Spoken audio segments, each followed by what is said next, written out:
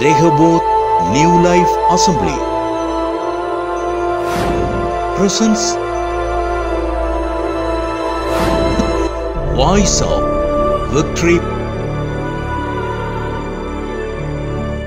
அவர் மேல வாஞ்சி அருந்தா என் மாம்சத்துக்கு தேவையான வறண்டதும் விடாய்த்ததுமான இந்த மாம்சத்துக்கு தேவையான பலன். ஆமென். மான்களுக்கு தண்ணீர்ல பலன் இருந்துச்சுன்னா நான் தேவனை தேடும் பொழுது கர்த்தர் எனக்கு பலனா இருக்கிறார். எதன் மேலே நம்பிக்கை வைக்காம கர்த்தராகி இயேசு கிறிஸ்து மேலேயே நம்பிக்கை வைக்கும் பொழுது கர்த்தர் உன்னை நிச்சயமாய் பலப்படுத்துவார். 1000 பிரச்சனை, இந்த 1000 பிரச்சனையும் கர்த்தர் தண்ணி உடைஞ்சு போறது போல கர்த்தருடைய ஆவியான உன் சத்துருக்களை உனக்கு முன்பாக உடைஞ்சு ஓடப்படுவார். அது 3000 பேரோ 30 லட்சம் பேரோ கர்த்தருடைய ஆண்டுடைய பிரசன்னத்துல உட்கார்ந்தா கர்த்தர் உனக்கு ஜெயம் கொடுப்பார். ஆமென். சங்கீதம் 91ஆம் அதிகாரத்துல 14ஆம் வசனம், அவன் என்னிடத்தில் வாஞ்சியாய் இருக்கிறபடியால் அவனை விடுவிப்பேன், என் நாமத்தை அவன் அறிந்திருக்கிறபடியால் அவனை உயர்ந்த அடைக்கலத்தில் வைப்பேன். எல்லாரும் சேர்ந்து சொல்லுவோமா? வசனத்தை நான் வாசிக்கும் போது என் உள்ளத்துல ஒரு அப்படியே உருக்கத்தை நெகிழ்தல என் உள்ளத்துல அனுபவித்தேன். என்னன்னு கேட்டீங்கன்னா, அவன் என்னிடத்தில் வாஞ்சியா இருக்கிறபடியினால் அப்படின்னு. இந்த வாஞ்ச அப்படின்னு வச்சுங்களேன், இந்த வாஞ்ச அப்படின்னா ஏக்கம், லாங்கிங் அப்படின்னு போட்டு ஏக்கம். ஏக்கம்னா தீராத ஆசை, தீவிரமான பக்தி, அதுக்கப்புறம் தீவிரமான பிரியம், தீவிரமான ஒரு விருப்பம். இதெல்லாம் பார்த்தீங்கன்னா லாங்கிங் அப்படின்னா, அந்த லாங்கிங்க்கு ஒரு அற்புதமான ஒரு டெஃபினேஷன் கொடுத்துருக்குது. ஏக்கம், அந்த ஏக்கம் என்பது ஒன்றை அடைய ஏங்குகிற உணர்வை குறிதோ. ஒன்று அடைய பாருங்க, நம்ம ஒரு 1000 பேரை இந்த 3000 பேர் கொண்டு வரணும். அந்த ஏக்கம், அந்த விருப்பம், ஆசை உணர்வா மாறி அதை அடையிற வரைக்கும் நிறைவடைய முடியாது. ஆனால் அன்பு என்ன செய்யுது அப்படின்னா, அன்பு அன்பு இருந்தால் அது ஏதாவது கொடுத்துரும். சிலுவையில் ஆண்டவராக இயேசு கிறிஸ்து உங்க மேல என் மேல அன்பு வைத்தபடியால் அவர் தன்னையே கொடுத்துட்டார், நிறைவடைஞ்சிருச்சு. அன்பு அவ்வளோதான், உனக்கு கொடுத்துரும். ஆனால் லவ் அப்படியே உனக்கு கொடுத்துருச்சுன்னா அது முழுசா நிறைவடைஞ்சிரும். ஆனால் அதே சமயத்தில் லாங்கிங், ஏக்கம் அது நிறைவடையவே அடையாது.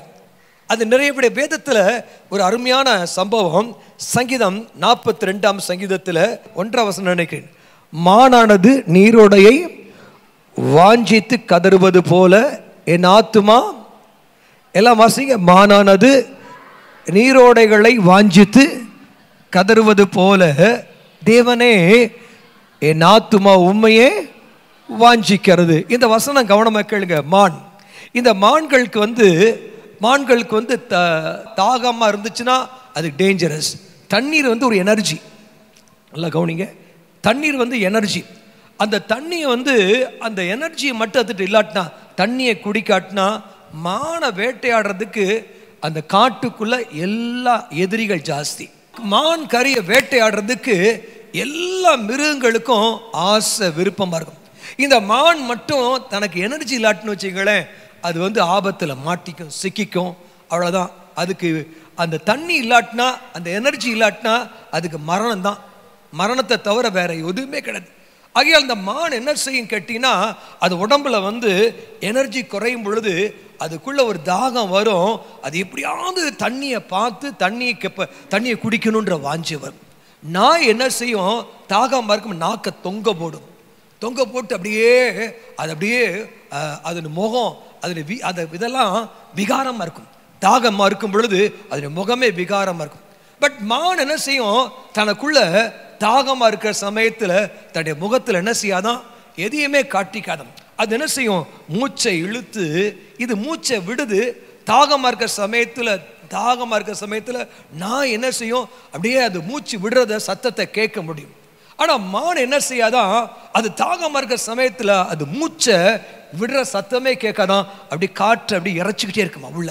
அது மாத்திரம் நம்மள தூரத்தில் பார்க்கும் பொழுது அந்த வனாந்தரமான இடத்துல காட்டுக்குள்ள பார்க்கும் பொழுது தூரத்தில் ஒரு காணல் நீர், வெப்பம், வெயில் அதிகமாக இருந்தால் நம்ம கண்ணு கூட தெரியும். பார்த்தீங்கன்னா அப்படியே ரொம்ப தூரத்தில் பார்த்தா தண்ணி இருக்கிற மாதிரியே நம்ம கண்ணுக்கு தெரியும். அப்படித்தானே? தெரிஞ்ச உடனே என்ன செய்வோம் நம்ம? அது நமக்கு தெரியாது, பொய்யான நீரோடை, பொய்யான ஒரு நதி நமக்கு தெரியும். ஆனா மான்களுக்கு அந்த அறிவு கிடையாது. அது என்ன செய்யும்? அங்கதான் தண்ணி இருக்குன்னு சொல்லி அது என்ன செய்யுமா? ஓடிக்கிட்டே இருக்குமா, ஓடிக்கிட்டே இருக்குமா, அந்த தாகத்தை தணிச்சு கொள்றதுக்காக ஓடிக்கிட்டே இருக்குமா. கவனிங்க, அது ஓடுற சமயத்துல பார்த்தீங்கன்னு வச்சுங்களேன், அது நிறைய அதுக்கு தேவை எனர்ஜி, அதுக்கு தேவை தாகத்தை தீர்த்துக்கணும். அதுக்கு தண்ணி கிடைச்சாதான் அதுக்கு ஆபத்துல தப்பிக்க முடியும். தண்ணி கிடைச்சாதான் ஓட முடியும். தண்ணி சத்து இருந்தாதான் மரணம் வராது. தண்ணி சத்து இல்லாட்டினா பார்த்தீங்கன்னா சில பேர் தண்ணி சத்து குறைஞ்சு போய் மரிச்சே போயிடுறாங்க, ட்ரை ஆயிடுறாங்க. சில சமயங்களில் நமக்கு வாந்தி வருது, தலை சுற்று வருது, அப்போ வயிற்றால போகுது, தண்ணி வாமிட் எடுக்கிறோம், வயிற்றால போகுது. அப்படி போகிற சமயத்தில் பார்த்தீங்கன்னு வச்சுங்களேன், அப்போ தண்ணி சத்து குறைஞ்சு குறைஞ்சு குறைஞ்சு உடனே இப்போ என்ன செய்கிறாங்க? குளுக்கோஸ் சேர்த்துறாங்க. அந்த தண்ணி சத்து இல்லாட்டினா உடம்புல குறைஞ்சுன்னா ட்ரை ஆகி போயிடுது. என் ஆண்டவராக இயேசு கிறிஸ்து சிலுவையில் உங்கள் மேலே என் மேலே அன்பு வச்சதுனால உயிரே கொடுத்துட்டார். ஆனால் அவர் தாகம், ஒரு ஆமென் சொல்லுங்க, அவர் தாகம் உங்கள் மேலே என் மேலே எப்பயுமே இருக்குது. அவர் ஆண்டவர் மேலே ஒரு தனியாத தாகத்தை வச்சிருந்தார். ஆண்டவரே, என்ன என் பிதாவை ஏன் என்னை கைவிட்டீர்? அவருக்கு ஒரு நொடிக்குள்ளத, ஒரு நொடி பொழுது கூட ஆண்டவருடைய பிரசன்னத்தை விட்டு அவருக்கு விலக மனசே கிடையாது. அவர் விலக மனசே இல்லை. அப்படின்னா அவரோட கனெக்டடா இருக்க விரும்புறார். மானானது நீரோடைய வாஞ்சித்து கதறுவது போல என் ஆத்துமா தேவன் மேலேயே வாஞ்சித்திருக்கு. அப்ப வாஞ்சை என்பது ஒரு லவ்வ காட்டிலும் ஒரு பயங்கரமான ஒரு விருப்பம். முதற் விருப்பமே அதான் இருக்கும். வேதத்தில் வாஸ்து பார்த்தினா சங்கீதம் 63ஆம் அதிகாரத்தில் நினைக்கிறேன், சங்கீதம் 63ஆம் அதிகாரத்தில் 1 வாசியம், தேவனே நீர் என்னுடைய தேவன், அதிகாலமே உம்மை தேடுகிறேன், வறண்டதும் விடாய்த்ததுமான தண்ணீர் அற்றதுமான நிலத்திலே என் ஆத்துமா உம்மேல் தாகமாய் இருக்கிறது, என் மாம்சம் உம்மை அவன் நேசிக்கிறேன்னு சொல்லல, என் மாம்சம் உம்மை வாஞ்சிக்கிறது. ரொம்ப அழகா பாருங்க, மானானது நீரோடைய வாஞ்சிக்கிறது. அந்த மான் ஓடுற சமயத்தில் இந்த இடத்துல கேட்கணும், மான் ஓடும் பொழுது அந்த காணல் நீரை பார்த்து ஓடும் பொழுது அது என்ன செய்யுமா? அது நிறைய உடம்பெல்லாம் அநேக காயங்கள் வரும். அந்த முள்ளு குத்தும், அந்த மானுடைய கொம்பு ஏதாவது ஒரு மரத்தில் போய் சிக்கி அடிபடும், ரத்தம் வரும். இன்னைக்கும் பார்க்குறீங்களா? இன்னைக்கு நம்முடைய லைஃப்ல ஏதோ ஒன்றை நம்ம அனுபவிச்சணும், ஒரு கோலை ரீச் பண்ணிடணும். நம்முடைய விசுவாசம் மாயமற்ற அன்பா இருக்குது. ஒரு கோலை ரீச் பண்ணணும்னு சொல்லிட்டு நம்ம என்ன செய்யற? மான போல ஓடும் பொழுது பல சமயங்கள்ல அடிபடுது, தலையெல்லாம் உடைஞ்சு போயிடுது, தலை வெடிக்கிற மாதிரி இருக்குது. ஆனாலும் விடல, ஆனாலும் ஓடிக்கிட்டே இருக்கிறோம். ராமன் சொல்லுங்களேன். அப்படி மான் என்ன செய்து அந்த தாகம் வரும் பொழுது அது வாஞ்ச குறையாதது போல இன்னைக்கு நம்மளுக்கு அநேக பிரச்சனைகள் வருது, அநேக போராட்டங்கள், அவமானங்கள், நிந்தை, வேதனை எல்லாம் வர்ற சமயத்திலும் ஆனா ஆண்டரை விட்டு விலகல, ஆண்டர் மேல தாகம் வாஞ்ச ஓடிக்கிட்டே இருக்குது. எத்தனை பேர் ஆமென் சொல்றீங்க? ஓடிக்கிட்டே இருக்குது. அந்த ஓட்டத்தை நம்ம நிறுத்தல. எப்படியாவது நம்ம வாழ்க்கையில கட்டாயமா என்ன செய்யறோம்? நம்ம கட்டாயமா தேவன் அனுபவிக்கணும், தண்ணி குடிக்கணும். அதே போலதான் பரிசுத்த ஆவியானவர் ஜீவ தண்ணீரா இருக்கிறார். அவர் தான் ஜீவ தண்ணீர். அந்த ஜீவ தண்ணீரை நம்ம பருகலன்னா, நம்மகிட்ட குறைஞ்சிச்சுன்னா நம்ம ஆபத்துல சிக்கிக்குவோம். அதனாலதான் தாவீது அவன் அடிக்கடி பாடுற பாட்டு நம்ம மானானது நீரோடையை வாஞ்சித்து கதறுவது போல. தண்ணி சத்து இருந்தாதான் அது மலைகளை தாண்ட முடியும், பள்ளங்களை தாண்ட முடியும், எதிரிகளுடைய வேகத்தை காட்டிலும் வேகமா ஓட முடியும். கவனிக்கலாமே சொல்லுங்களேன். ஆகிய நமக்கு தேவை ஜீவ தண்ணீர். அந்த ஜீவ தண்ணிய நமக்குள்ள ஸ்டோர் பண்ண அந்த சத்துரு பார்க்கும் பொழுது உன்ட பணம் காசு இதெல்லாம் வச்சு பார்க்கல. அநேக பாருங்க, ஒரு அமாவாசை அன்னைக்கு அங்க சிஎம்சி ஹாஸ்பிட்டல்ல இருந்து 2 டாக்டர்ஸ் வந்தாங்க. அந்த 2 டாக்டர்ஸ் பக்கத்துல வெஸ்ட் தாம்பரத்துல ரூம் போட்டு தங்கி இருந்து அன்னைக்கு சாயந்தரம் அட்டன் பண்ணாங்க. அவங்க சொன்ன ஒரே ஒரு காரியம், எனக்கு நைட் தூக்க முடியல, தூங்கி ரொம்ப நாள் ஆச்சு, பயம் அப்படி சொல்லி புலம்ப ஆரம்பிச்சாங்க. அப்ப நான் உங்க தலைமையில கை வச்ச உடனே ஒரு தரிசனத்தை பார்த்தேன். நீங்க கிளினிக் போட்டீங்க, உங்க கிளினிக் பக்கத்துல இன்னொரு கிளினிக் கொஞ்சம் தூரத்துல இருக்காது. அந்த கிளினிக்லேருந்து உங்களுக்கு செய்வன ஏவல் செய்யப்படுறத பார்க்குறேன். சொல்லி கை வச்சேன், பொத்துன்னு கீழே விழுந்தாங்க. 2 பேருமே கீழே விழுந்தாங்க. அவ்வளோதான், கம்ப்ளீட்டாக சுகமாயிட்டாங்க. திண்டுக்கல்லேருந்து சிஎம்சியில் அட்மிட் ஆகி சிஎம்சிலேருந்து இங்கே நேராக வந்தாங்க. அவங்க இமிடியேட்டாக சுகமாயிட்டாங்க. எனக்கு தெரியும் தேவ பிள்ளையே, டாக்டர், எம்டி, எம்பிபிஎஸ் இல்லை எவ்வளோ பெரிய ஒரு சயின்டிஸ்ட் கொரோனா காலத்தில் வந்து பயங்கரமா அவருக்கு கொரோனாவே வரல, கொரோனா வந்துருச்சு சொல்லி 2 இயர்ஸா ஆஸ்பத்திரியில் அட்மிட் ஆயிருந்தாரு. 2 இயர்ஸா கடைசியாக என்கிட்ட வந்தாங்க. வரும் பொழுது நான் புரிஞ்சுக்கிட்டேன், அவர் 2 வருஷம் கொரோனாவில் அட்மிட் ஆயிருந்தாராம். ஆச்சரியம், யாருமே 2 வருஷம் அட்மிட் ஆயிருக்க மாட்டாங்க. திருநெல்வேலியில் நடந்த நிகழ்ச்சி, அவங்க குடும்பம், அவங்க ஃபேமிலி இங்கே வந்திருப்பாங்கன்னு நினைக்கிறேன். வரல இன்னைக்கு வரல. சரியா? அப்போ வந்து சொன்னாங்க, ஒரு ஜெபம் பண்ணும் பொழுது ஆண்டவர் முற்றிலுமா ஆண்டவர் அவருடைய சரீரத்தில் இருக்கக்கூடிய எல்லா பலவீனத்திலிருந்து கர்த்தர் ஜெயம் கொடுத்தார். சத்தமா ஆமென் சொல்லுங்களேன். ஆமென், ஹல்லேலூயா. வேதம் சொல்லுகிறது, அழகா சொல்லப்பட்டது, அவன் என்னிடத்தில் வாஞ்சை, மான்கள் நீரோடைய வாஞ்சிப்பது போல ஆத்துமாக்குள்ள வாஞ்சைனா இருக்கிற பெஸ்ட், முதன்மையான இடத்தை கொடுக்கும். அதிகாலமே நான் உம்மை தேடுகிறேன் தேவனே. என் வாழ்க்கை விடாய்த்ததும் வறண்டதுமான தண்ணீரற்ற நிலமா இருக்குது. ஆனா என் ஆத்துமா அதிகாலமே தேடுது. என் மாம்சம் உம்மை வாஞ்சிக்கிறது. ஹல்லேலூயா சொல்லுங்களேன். அப்ப நம்ம மாம்சத்துக்கு என்ன தேவை தெரியுமா? கர்த்தருடைய பிரசன்னம். அது மான நீரோடைய வாஞ்சிக்கிறது போல தேவ பிரசனம் நமக்குள்ள வந்துச்சுன்னா மாம்சத்தினுடைய பிரச்சனை கூட மாறுங்க. எனக்கு ஒரு சம்பவம் நல்ல ஞாபகம் இருக்கு, என்னால மறக்கவே முடியல. எனக்கு ஊழியத்தை ஆரம்பித்த ஒரு முதல் 2 வருஷத்துக்குள்ள நடந்த ஒரு சமாச்சாரம். என்னுடைய மைண்ட்ல, பிரெயின்ல வந்து நரம்பு பாதிக்கப்பட்டுருச்சு. அதனால பார்க்கும் பொழுது, எல்லாரையும் பார்க்கும் பொழுது, இவரை பார்த்தா நான் நாளா தெரியும். வண்டி ஓட்ட முடியாது. வண்டி ஓட்டினா முன்னாடி எத்தனையோ லைட் சரீரமா இருக்கும். அல்ல எது ரைட்டான எது உண்மையானன்னு தெரியாம குழம்பிக்கிட்டு இருப்பேன்.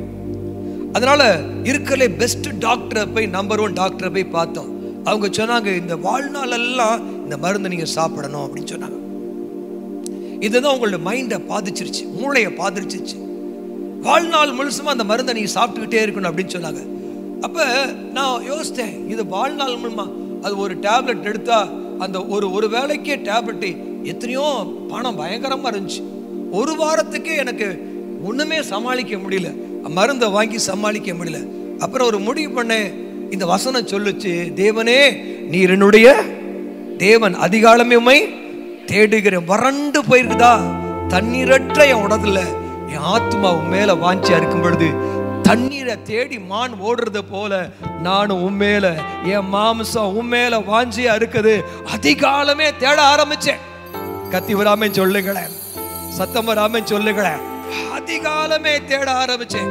அவ்வளவுதாங்க, தேடிட்டு அந்த மருந்தெல்லாம் தூக்கி எரிஞ்சிட்டேங்க. இன்னைக்கு வரைக்கும் அந்த டாக்டரை பார்க்கல. இது மாதிரி எத்தனையோ டாக்டர்ஸ் கொடுத்த மருந்தை தூக்கி எரிஞ்சிட்டு இன்னைக்கு வரைக்கும் அவங்கள பார்க்கல.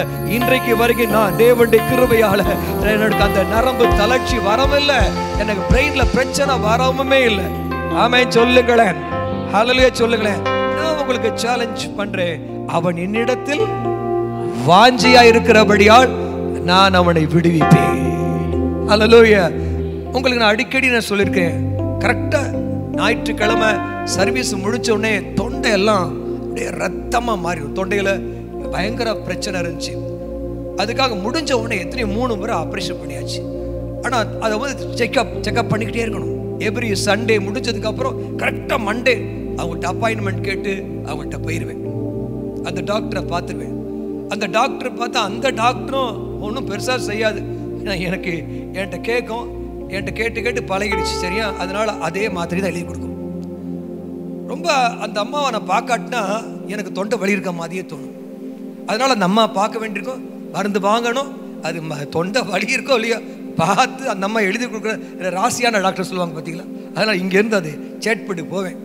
ஆமாம், சேட்பட்டில் போய் பார்த்து அது கிட்டத்தட்ட ஒரு நாள் ஃபுல்லாக செலவழித்து அவங்க அம்மா எழுதி கொடுக்குற மருந்தை, அதுவும் அதே மாத்திரை தான் எழுதி கொடுக்கும், அதை சாப்பிடுவேன். அதுக்கப்புறம் கொஞ்சம் பெலன் கிடைக்கும். ஒரு நாள் திடீர்னு நான் ஃபோன் பண்ணேன், டாக்டர் எனக்கு தொண்டை பயங்கர வலி, நான் இப்போ அமெரிக்கா போயிட்டேனுச்சு, இப்போ வருவீங்கன்னு கேட்டேன். இனி நான் வரவே மாட்டேன்னுச்சு. அட பாவிகளா, என்னதான் செய்வேன்னு நினைச்சேன். அப்புறம் ஒன்று நினைச்சேன், நமக்கு ஒரு மருத்துவர் இருக்காரு, நம்ம டாக்டர். இந்த மாம்சம், ஆமென், அவர் மேல வாஞ்சியா இருந்தா என் மாம்சத்துக்கு தேவையான வறண்டதும் விடாய்த்ததுமான இந்த மாம்சத்துக்கு தேவையான பலன், ஆமென், மான்களுக்கு தண்ணீர்ல பலன் இருந்துச்சுன்னா நான் தேவனை தேடும் பொழுது கர்த்தர் எனக்கு பலனா இருக்கிறார். கைகளை தட்டி ஒரு ஆமென் சொல்லுங்களேன். 2 சாமுவேல் 5ஆம் அதிகாரத்துல 17ஆம் வசனத்திலிருந்து 20ஆம் வசனம் வரைக்கும் கவனிங்க. இதுல என்ன சொல்லப்பட்டிருக்கு கேட்டா, தாவீது ராஜாவாயிட்டான். ராஜாவாய் அவன் மேல அபிஷேகம் பண்ணிட்டாங்க. டோட்டலா எல்லாருமே தாவீதுக்கு என்ன செய்யறாங்க, சப்போர்ட்டா வந்துட்டாங்க. தாவீது ஒரு பயங்கர ஒரு சிறந்த அந்த நாட்கள் ஒரு அரசனா காணப்பட்டான்.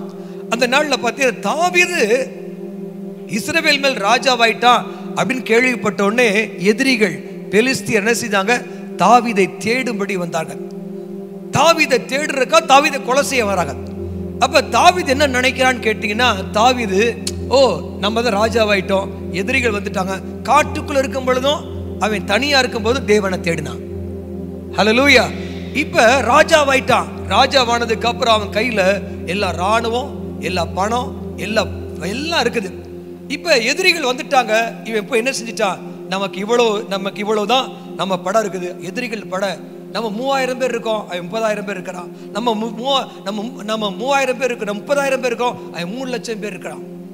உடனே தாவீது என்ன செய்யல, போய் தன்னோடு இருக்கக்கூடிய ராணுவ அமைச்சர்களோட, ராணுவ படைத்தலைவர்களோட, யோவாப்போட கூட போய் டிஸ்கஸ் பண்ணவே இல்லை. அதுக்கு பதிலாக பைபிள் சொல்லுது, அவன் என்ன செய்யறான், 17ஆம் வசனம், 15, 17, 18 அந்த வசனம் என்ன சொல்லுது கேட்டா, தாவீதோ வென்றால் என்ன பண்ணப்பட்டிருக்கு பார்த்தீங்கன்னா 17 தாவீது இப்ப என்ன செய்யறான், ஒரு அரணிப்பான் இடத்துக்கு போனான்னு போட்டு பாருங்களேன். தாவீது ஒரு அரணிப்பான இடத்துக்கு, அப்படின்னா தாவீது ஒரு குகையில போயிட்டான். அவனுக்கு தெரியும், கூட இருக்கிற எல்லாவனையும் நம்பினா நம்ம வாழ்க்கை அவுட்டு. உன் பணத்தை நம்பாத, உனக்குள்ள இருக்கக்கூடிய எதையுமே, சம்பளத்தை, வருமானத்தை எதையுமே நம்பாதீங்க. ஒரு அருமையான சகோதரர் ஒவ்வொரு வெள்ளிக்கிழமை வருவார். வரும் பொழுது அவருக்கு பிரச்சனை என்னன்னா, அவர் தான் ஐடி ஃபீல்ட்லேயே இந்தியாவிலே டாப் ஆள். திடீர்னு அவருக்கு வேலை போயிடுச்சு. வேலை போன உடனே அவர் ஒரு நாடு பாம்பேயில் நம்பர் 1 பொசிஷன், அது எல்லா ஐடி கம்பெனிக்கு நம்பர் 1 இருந்தார். வேலை போயிடுச்சு, வேலையை விட்டு அனுப்பிட்டாங்க நினைக்கிறேன். போன உடனே அவர் என்ன சென்னைக்கு வெறும் 4 பெட்டியோட வந்தார் நினைக்கிறேன். 4 பெட்டியோட செம்பாக்கத்தில் குடியிருந்துட்டு, அப்போ இந்த வெள்ளிக்கிழமை அட்டன் பண்ணுவார்.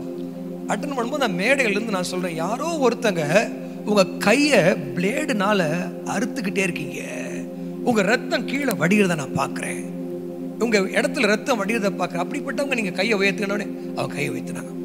பயங்கர வெல் எஜுகேட்டட், கையை உயர்த்தின. நான் கேட்டேன், என்ன பிரச்சனை கேட்டேன். எங்களுக்கு வாடகை கூட வழி இல்லை, சாப்பிட வழி இல்லை, பிள்ளைகளுக்கு ஃபீஸ் கட்ட வழி இல்லை. ஜெபம் பண்ணோம். ஆண்டவர் படிப்படியா வாழ்க்கையை கர்த்தர் உயர்த்தி இன்னைக்கு ஆசீர்வாதமாக வைத்திருக்கிறார். ஒன்று புரிந்து கொள்ளுங்க, நம்மளை சுற்றிலுமா இருக்கக்கூடிய எதன் மேலேயும் நம்பிக்கை வைக்காம கர்த்தராகி இயேசு கிறிஸ்து மேலேயே நம்பிக்கை வைக்கும் பொழுது கர்த்தர் உன்னை நிச்சயமாய் பலப்படுத்துவார். இப்ப தாவீது என்ன பண்றான், நேரா அவன் எதிரிகள் பார்க்கும் பொழுது ராணுவ பலத்தை நம்பாம நேரா போய் தேவ சமூகத்துல அரணிப்பான இடத்துல தேவனை நோக்கி பார்க்கிறான். என் மாம்சம் தேவனையே வாஞ்சிக்குது. தேவன்கிட்ட போய் ஜெபிக்கும் பொழுது கர்த்தர் அவன்கிட்ட பேசுறாரு. ஆண்டவரே, இந்த எதிரிகள்னா ரெப்பாயும் பள்ளத்தாக்கிலே, 18ஆம் வசனம், ரெப்பாயும் பள்ளத்தாக்கிலே சத்துருகள் பெலிஸ்தியரோ ரெப்பாயும் பள்ளத்தாக்கிலே பரவினாள். ரெப்பாயும் என்ற வார்த்தைக்கு என்ன அர்த்தம் என்றால், அது செத்த ஆவிகளின் குடியிருப்பு. நம்ம சுத்திலுமோ இப்படிதான் இருக்குது. நமக்கு தெரியுமோ தெரியலையோ, உங்களை சுத்திலுமோ ஒரு யுத்தம் நடந்துகிட்டே இருக்குது. நீங்க வாழ்ற உலகம், நம்ம வாழ்ற உலகமே பிசாசனுடைய ஆளுகை கீழே இருக்குது. நம்ம ஜெயித்து தான், யுத்தம் பண்ணி தான் வாழணும். இந்த ரெப்பாயும் பள்ளத்தாக்குல அவனை சுத்திலுமா பேய்கள் கூட்டம் கூட்டமா அசுத்த ஆவிகளுடைய கூட்டத்துல அவனை நெருக்கி வந்திருக்கு. இப்ப அவன் தன்னுடைய பலத்தை நம்பல, ஈட்டிய நம்பல, மனுஷங்களை நம்பல, படைய நம்பல. அவன் ஜெபத்துல தேவ பிரசனத்துல காத்திருக்கும். ஆண்டவரே, அந்த பெலிஸ்தருக்கு எதிராக போகலாமா, நீர் அவர்களை என் கையில ஒப்பு கொடுப்பீரா என்று ஆண்டவர்கிட்ட கேட்ட பொழுது கர்த்தர் சொல்றாரு, நீ போ, பெலிஸ்தரை உன் கையில் நிச்சயமாய் ஒப்பு கொடுப்பேன் என்று தாவீதுக்கு சொன்னார். அடுத்தது வசனம், 20ஆம் வசனம், தாவீது பாகால் பிராசீமுக்கு வந்தபொழுது அங்கே அவர்களை முறியடித்து தண்ணீர்கள் உடைந்து ஓடுகிறது போல கர்த்தர் என் சத்துருக்களை எனக்கு முன்பாக உடைந்து ஓட பண்ணினார். ஒரு ஆமென் சொல்லுங்களேன். இன்றைக்கு கர்த்தருடைய ஆவியான ஒரு மானுக்கு தண்ணி பலன் இருந்தாதான், தண்ணி குடிச்சாதான் பலன் இருக்கும் பொழுதுதான் தன்னுடைய ஆபத்திலிருந்து, மரணத்திலிருந்து, சத்துருட்டிலிருந்து தப்பிக்க முடியும். அதே போல தாவீது பாருங்க, அவனுடைய ஆத்துமா தேவன் மேலேயே தாகமா இருக்கு. உங்களை சுற்றிலும் 1000 பிரச்சனைகள் தான். பணப்பிரச்சனை, தோல்விகள், சங்கடம், வியாதி, 1000 பிரச்சனை. இந்த 1000 பிரச்சனையும் கர்த்தர் தண்ணி உடைஞ்சு போறது போல கர்த்தருடைய ஆவியான உன் சத்துருக்களை உனக்கு முன்பாக உடைஞ்சு ஓட பண்ணுவார். அது 3000 பேரோ 30 லட்சம் பேரோ கர்த்தருடைய ஆண்டுடைய பிரசனத்துல உட்கார்ந்தா கர்த்தர் உனக்கு ஜெயம் கொடுப்பார். ஆமென். அவன் என்னிடத்தில் வாஞ்சியா இருக்கிறபடியால் நான் அவனை விடுவிப்பேன். ஒரு ஆமென் சொல்லுங்களேன். சத்தமா ஒரு ஆமென் சொல்லுங்களேன். வேத வசனத்தை நீங்க வாசித்து பாருங்க. உன்னத பாட்டு 2ஆம் அதிகாரம் 3ஆம் வசனத்தை வாசிங்க. காட்டுக்குள்ளே கிச்சிலி மரம் எப்படி இருக்கிறதோ அப்படியே குமாரருக்குள்ளே என் நேசர் இருக்கிறார். அதன் நிழலிலே வாஞ்சையாய் உட்காருகிறேன். அதன் கனி என் வாய்க்கு. எல்லாம் கவனிங்களேன். காட்டுக்குள்ளே கிச்சிலி மரம், அந்த மரத்தை குறித்து அது ஆரஞ்சு மரம்ன்றாங்க, இல்ல ஆப்ரிகாட்ன்றாங்க, பலவிதமான காரியங்களை சொல்றாங்க. ஆனா இங்க பாருங்க, காட்டுக்குள்ளே கிச்சிலி மரம் எப்படி இருக்கிறதோ அப்படியே நிறைய மனுஷங்க இருக்காங்க, நிறைய ரிலேட்டிவ் இருக்காங்க, நிறைய மக்கள் இருக்காங்க. ஆனா அவங்களுக்குள்ள என் நேசர் இருக்கிறார். ஆமென் சொல்லுங்களேன். அவருடைய நிழலின் கீழே, அந்த மரத்து நிழலின் கீழே வாஞ்சையாய் உட்காருகிறேன். அதன் கனி என் வாய்க்கு. ஆமென். ஒரு காரியத்தை கவனிங்க. பல விதமான சூழ்நிலைக்கு நான் போயிருக்கேன். உங்க இங்க இருக்கக்கூடிய அத்தனை பேரை காட்டிலும் நான் பல மடங்கு சோதனைக்குள்ள போயிருக்கேன். சோதனையில ஜெயிக்கவும் செஞ்சிருக்கேன். பல மடங்கு பிரச்சனைக்குள்ள போயிருக்கேன். தாம்பரமே எதிர்த்து நின்னப்ப கூட அந்த பிரச்சனையை கர்த்தர் ஜெயிக்க வச்சார். நான் ஒரு காரியத்தை நான் சொல்றேன், இங்க பாருங்க. அப்ப இந்த மாதிரி பிரச்சனை வரும் பொழுது, அது 1ஆம் வசனத்தை வாசிங்களேன். அதுக்கு முதல் வசனம் வாசிங்க. முட்களுக்குள்ளே லில்லி புஷ்பம் எப்படி இருக்கிறதோ அப்படியே குமாரத்திகளுக்குள்ளே எனக்கு பிரியமானவளும் இருக்கிற. முட்கள் நிறைந்த ஒரு வாழ்க்கை, பிரச்சனைகள் நிறைந்திருக்க சமயத்துல அவ என்ன முடிவு எடுக்கிறா? அவ போய் காட்டுக்குள்ளே கிச்சிலி மரம் எப்படி இருக்கு, முள்ள போல பிரச்சனை, எங்க திரும்பினாலும் முள்ள போல பிரச்சனை வரும் சமயத்துல அவ ஒரு முடிவு எடுக்கிறா. காட்டுக்குள்ளே கிச்சிலி மரம் எப்படி இருக்கிறதோ அப்படியே என் நேசர், சொல்லுங்க, என் நேசர் இருக்கிறார். அவருடைய நிழலின் கீழே. ஆமென். ரொம்ப ஆசையா உட்கார்றேங்க, ஆசையா போய் உட்காரணும், வாஞ்சியா உட்கார்றேன், தாகமா உட்கார்றேன், ஆண்டவரோட முகத்தை பார்க்கணும், எனக்கு ரொம்ப ஆசை, ரொம்ப ஆசை. மோசே 40 நாள் அப்படியே தேவ பிரசன்னத்துல உட்கார்ந்தது போல எனக்கும் உட்காரணும்னு ஆசை. அவருடைய முகத்தை பார்க்க, வேற யாரையும் பார்க்காம அவருடைய முகத்தையே பார்க்கணும். ஆமென் சொல்லுங்களேன்.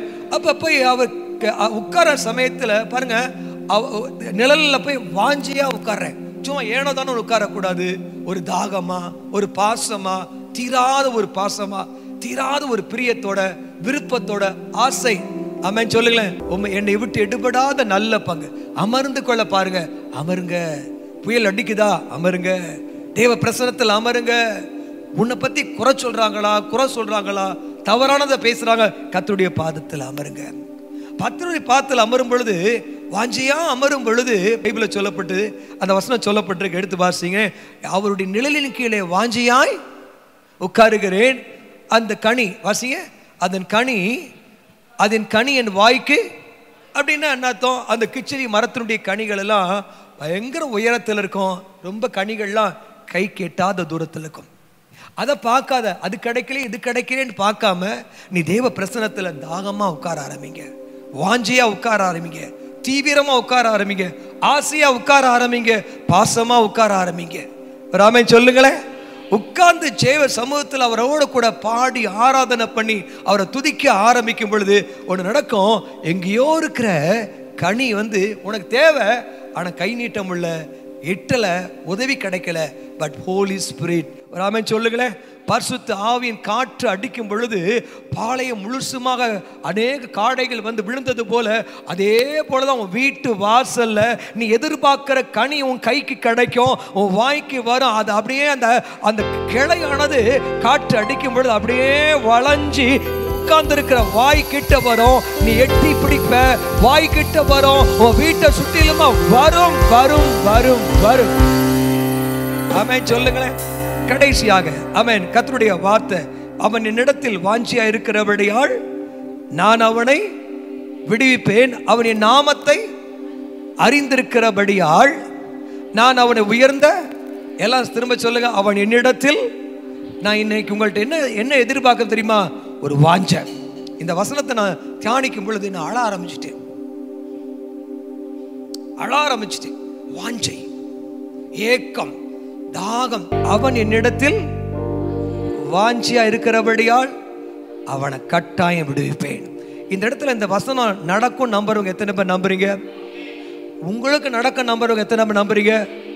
உங்க நெஞ்சு மேல கை வச்சுங்க. அவன் என்னிடத்தில் வாஞ்சியா இருக்கிறபடியால் நான் அவனை இன்னைக்கு நிச்சயமா இன்னைக்கு விடுதலையோட தான் போறீங்க. நீ கட்டாய விடுதலை உண்டு. இரண்டாவது காரியத்தை மட்டும் சொல்லி முடிக்கிறேன். அவன் என் நாமத்தை அறிந்திருக்கிறபடியால் அவனை உயர்ந்த அடைக்கலத்தில் வைப்பேன். யாத்திராமம் 3ஆம் அதிகாரம் 13-14 வாசிங்க. அப்பொழுது மோசே தேவனை நோக்கி, நான் இஸ்ரவேல் புத்திரரிடத்தில் போய் உங்கள் பிதாக்களுடைய தேவன் உங்களிடத்தில் என்னை அனுப்பினார் என்று அவளுக்கு சொல்லும் பொழுது, எல்லாருமா சேர்ந்து சொல்லுங்க, அவருடைய நாமம் என்னவென்று அவர்கள் என்னிடத்தில் கேட்டால் நான் அவளுக்கு என்ன சொல்லுவேன் என்றான். அதற்கு வாசிங்க, அதற்கு தேவன், எல்லாருமா சேர்ந்து வாசிங்க, இருக்கிறவராய், சத்தமா சொல்லி, இருக்கிறவராய் இருக்கிறேன் என்று மோசேயுடன் சொல்லி, இருக்கிறேன் சொல்லுங்க, ஒன் செகண்ட் சொல்லுங்க, இருக்கிறேன் என்பவர் என்னை உங்களிடத்திற்கு அனுப்பினார் என்று இஸ்ரவேல் புத்திரரோட சொல்வாய். இருக்கிறேன் சொல்லுங்க, இருக்கிறேன் சொல்லுங்களேன், சொல்லுங்க, இருக்கிறேன் சொல்லுங்களேன். அப்ப இருக்கிறேன் அப்படின்னா பாருங்க, தகப்பனா வேணுமா? கத்த தகப்பனா இருக்கிறார், தாயா இருக்கிறார், நண்பனா இருக்கிறார், மருத்துவரா இருக்கிறார். உங்கள் லைஃப்ல என்ன தேவையோ அந்த தேவைக்கு அவர் மருத்துவரா இருக்கிறார். தேவையே அதிகமான தேவை இருக்கிற சமயத்தில் கர்த்தர் ஆகாருக்கு முன்பாக கர்த்தர் பள்ளத்தை வெட்டி தண்ணீரை கொண்டு வந்து நீரூற்றுகளை பாய வச்சு உன் தேவைகளை சந்திக்கிறவர் கர்த்தர் யார்? உன் தேவைகளை சந்திக்குபவர். கர்த்தர் யார்? அவர் இருக்கிறவர். கர்த்தர் யார்? மருத்துவர். ஒரு ஆமென் சொல்லுங்களேன், கத்திதான் ஒரு ஆமென் சொல்லுங்களேன். பக்கத்துல திரும்பி சொல்லுங்க, அவர் இருக்கிறவராய் சொல்லுங்க, இருக்கிறேன் என்பவர். சத்தமாச்சு, இருக்கிறேன். உங்களுக்கு எப்படிப்பட்டவராக இருக்கணும்னு ஆசைப்படுறீங்க? நான் உங்களை பார்த்து ஒரு கேள்வி கேட்குறேன். உங்களுக்கு ஆண்டவர் எப்படிப்பட்டவராக இருக்கிறேன்னு ஆசைப்படுறீங்க? ஃப்ரெண்டாவா, டாக்டராவா, லாயராவா? என்ன சிச்சுவேஷனில் எப்படி கேட்டாலும் அவர் இருக்கிறார். லாயராக இருக்கிறார், மருத்துவராக இருக்கிறார், அவர் ஃபைனான்சியராக இருக்கிறார், அற்புதங்களை தேவைகளை சந்திக்கிறவர். ஆண்டவர் இருக்கிறவராகவே இருக்கிறார். இருக்கிறேன். உன் பக்கத்தில் தான் இருக்காரு. ஆண்டவரே, நான் திக்குவாயேன், நான் பிரயோஜனம் பற்றவேன், நான் ஒரு பயங்கரமான ஒரு கொலைகாரன், இருக்கிறேன், உன் கூட தான் இருக்கிறேன், நான் உன்னை விட்டு விலகல, உன்னை நான் கைவிடல. கர்த்தர் சொல்றார், இருக்கிறேன். ஆமென் சொல்லுகிறேன்.